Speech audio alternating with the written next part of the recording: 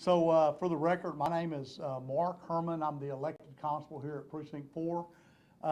Today I want to speak about this guy. Go ahead and put his picture up.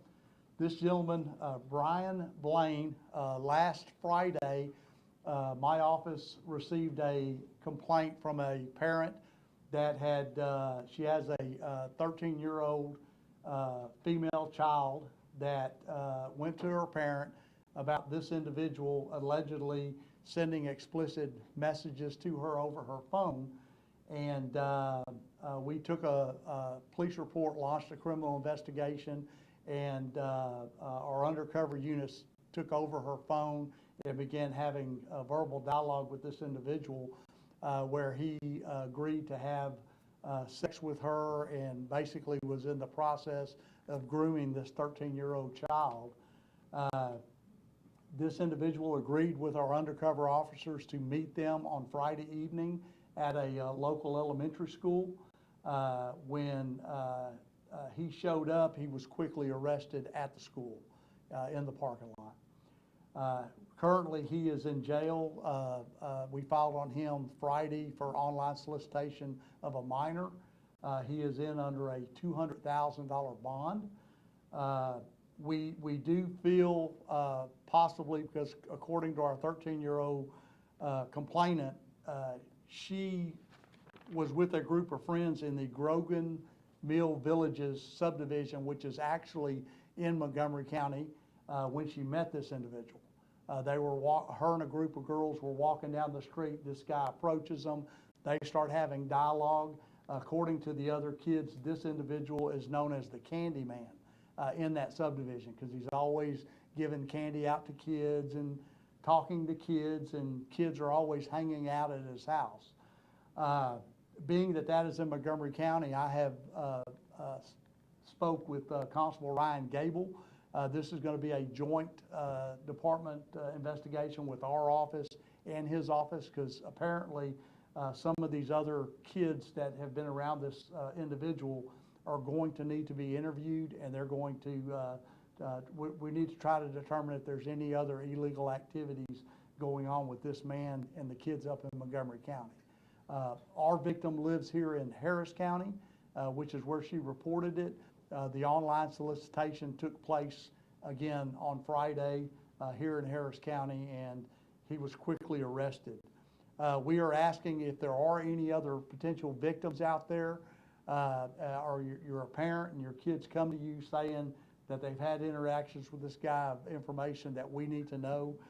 You can contact my office, Lieutenant Jeff Lee, at 832-927-6158. We'll continue that processing, and Constable Ryan Gable's office, Lieutenant Lee can put y'all in touch with the folks up there that we're also working with if there's any cases in the Montgomery County area. Where's he from? He lives in the Woodlands. Yeah, he lives in the Woodlands in the Grogan Mill Villages subdivision. It's a pretty good sized subdivision. Do we know what he does for a living? I do not know. I think he may be retired because he has a lot of time on his hands. I was told some of the messaging, which I'm not going to share with you today because it's just repulsive. And but just from what I feel, I believe he's retired, and he lives up there. So clear this up for us just to make sure. Sure.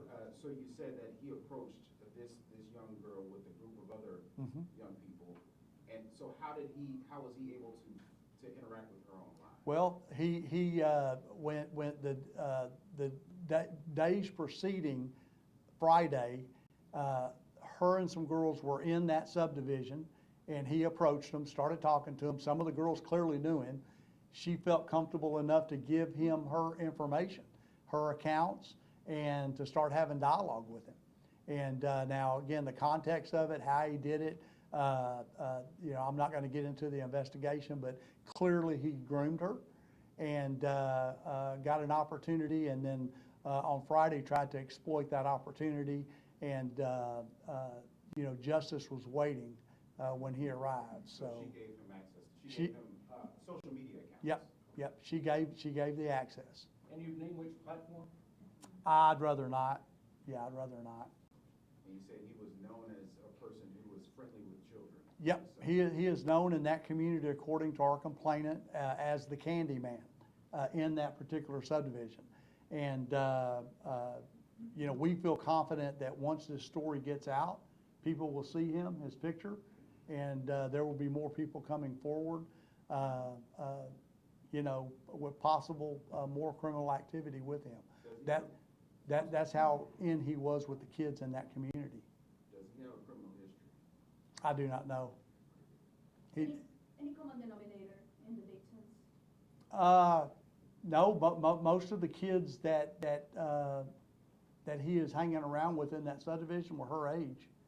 And there were some things said in the messaging about younger kids and about, you know, lowest he would go was 12 years old. You know, and you know, again, this is a sick guy.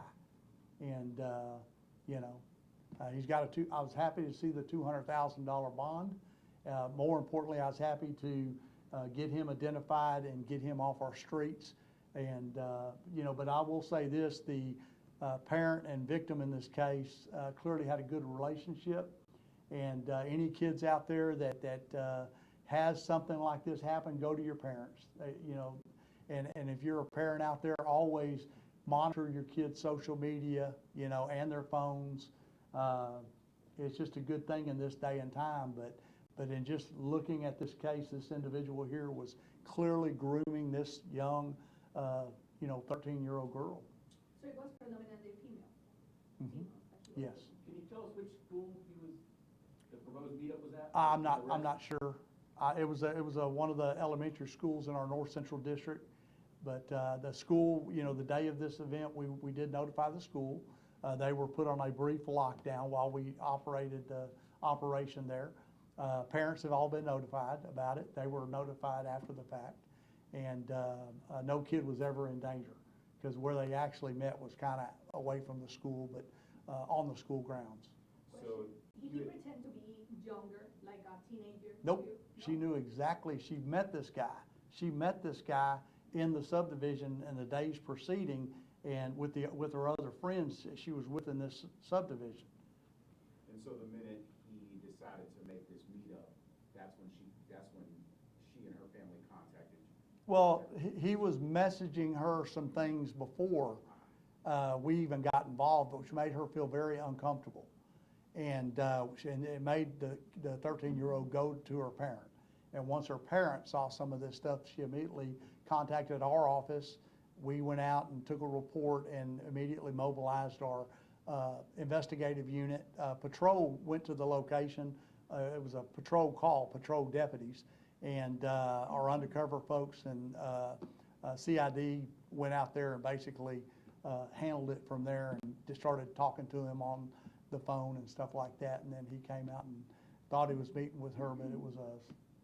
So was the sting operation, was it set up to be looking like it was that victim, or was Yep. it another? Yeah, he clearly thought it was the victim.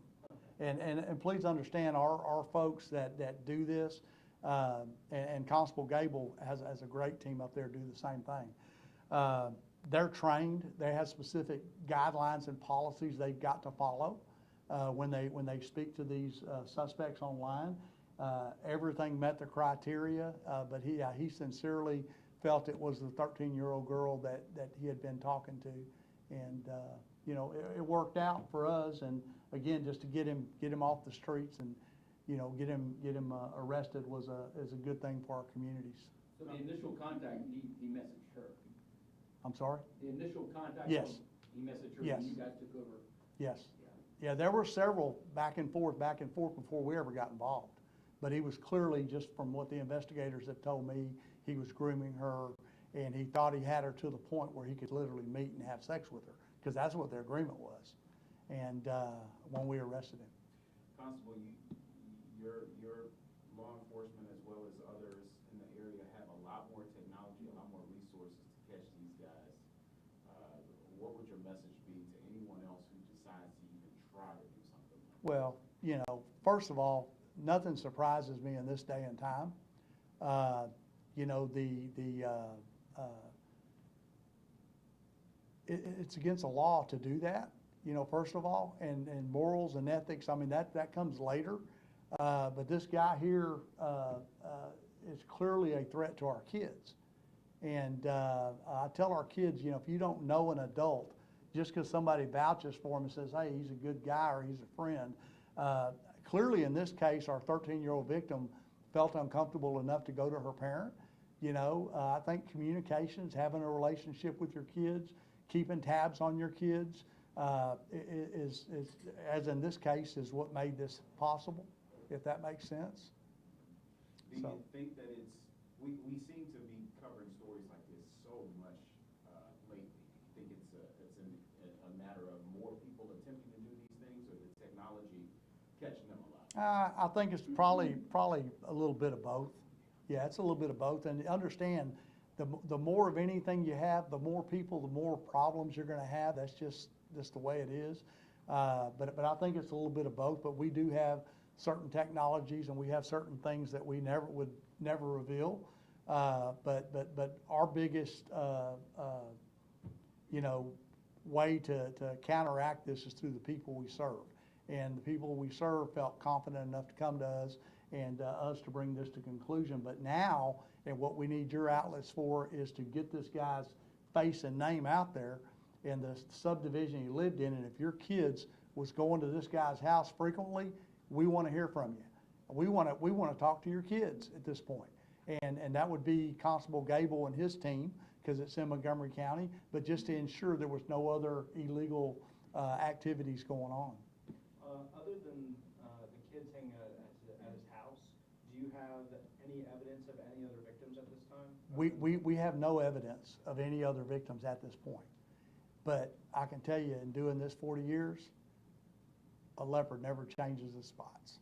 And I would feel better knowing, and we've got the other kids identified, and we're working with Constable Gable's folks up there to get out and talk to these kids regardless.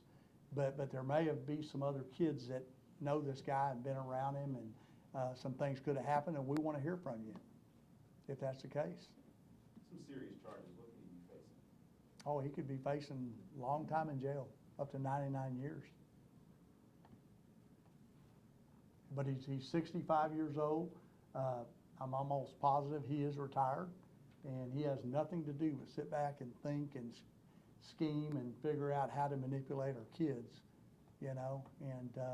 And again, that's where, you know, our parents and law enforcement come in to stop it. So, all right, any other questions?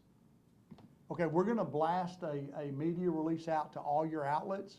We'll have an electronic picture of him that we'll send to your outlets. And are there any other questions on anything?